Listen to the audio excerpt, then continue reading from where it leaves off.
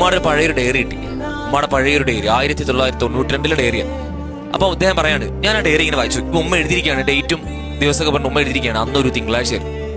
അന്ന് തിങ്കളാഴ്ച രാത്രി 12 മണിയോടുകൂടി എന്നെ ഹോസ്പിറ്റലിലേക്ക് കൊണ്ടുപോയി. 3 മണിയോടുകൂടി ഞാൻ പ്രസവിച്ചു. പക്ഷെ അല്പസമയം കഴിഞ്ഞപ്പോൾ കുഞ്ഞ് മരിച്ചുപോയി. അങ്ങനെ കുഞ്ഞിനെ കൊണ്ട് അടക്കി. ഉമ്മ ഇടക്കിടക്ക് ഈ സംഭവം ഇങ്ങനെ ഇരുന്ന് പറയും. എന്നിട്ട് ഇവൻ പറയാണ്, ഉമ്മ പറയും, അന്ന് നല്ല മഴ ഉണ്ടായിരുന്നു, ഈ മോനെ അടക്കിയ ദിവസം നല്ല മഴ ഉണ്ടായിരുന്നു. അപ്പൊ എന്താ, ഞാൻ എന്തെങ്കിലും വിചാരിച്ചു, ഞാനെന്ന് ആഗ്രഹിച്ചു, എന്റെ മോനോട് ഒറ്റയ്ക്ക് കിടക്കല്ലേ, എന്റെ മോന്റെ കൂടെ ആ കബറിൽ ഞാനും കൂടെ പോയി കിടന്നിരുന്നെങ്കിലും എന്നുമ്മ ആഗ്രഹിച്ചു. ഏത് മോൻ? ജനിച്ച് ഏതാനും നിമിഷങ്ങൾ മാത്രം കൂടെ കഴിഞ്ഞ മോൻ.